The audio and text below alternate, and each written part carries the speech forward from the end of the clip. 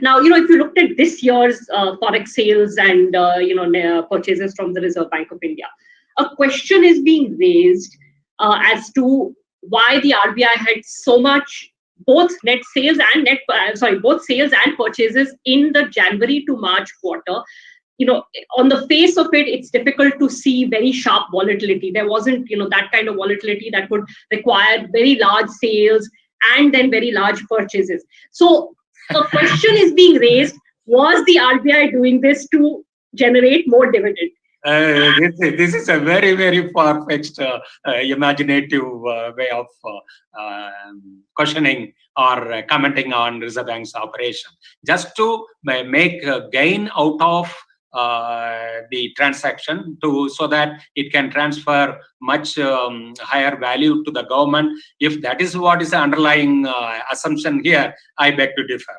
Because the Reserve Bank never does anything based on the ultimate results of the operation, whether it is going to be profit or it is going to be loss. Its operations are always guided by the monetary policy, number one. First up, always guided by the monetary policy, liquidity operations related that. Number two, in Forex, it has always maintained that it doesn't have a rate fixation. It is only to manage the volatility. Volatility, how you determine?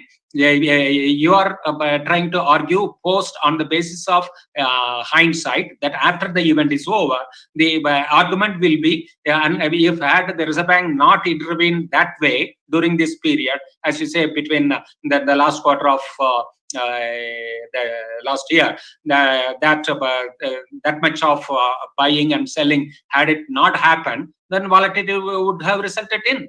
So that counterfactual is not very clear. So that we have to, it is easy somebody to argue that just to transfer large surplus, Reserve Bank did it. That is, I don't think such a institution which has got such a high credibility, somebody is doubting like this.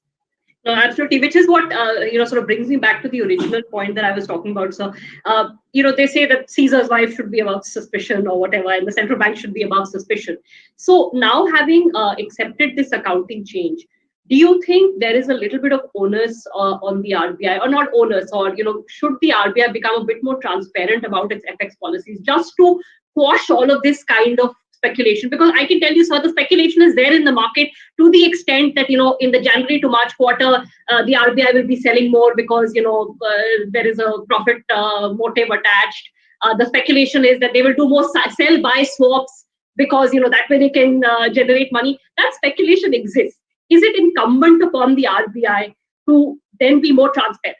I only wish that these commentators I only wish that these commentators had supported Reserve Bank when it long had been arguing that conservative policy of income-related principles should be followed. At that time, nobody was on the side of Reserve Bank. Everybody went on saying that accounting principles, international standards should be followed.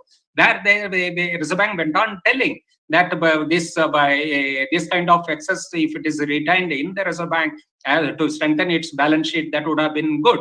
But nobody listened. These same very commentators, why they were not making a simple comment about this all this time at those times. Now they are saying that by following a internationally accepted accounting principle, the government is getting large surplus. Then you start questioning or doubting the intentions of the Reserve Bank. That is a very, very fair point.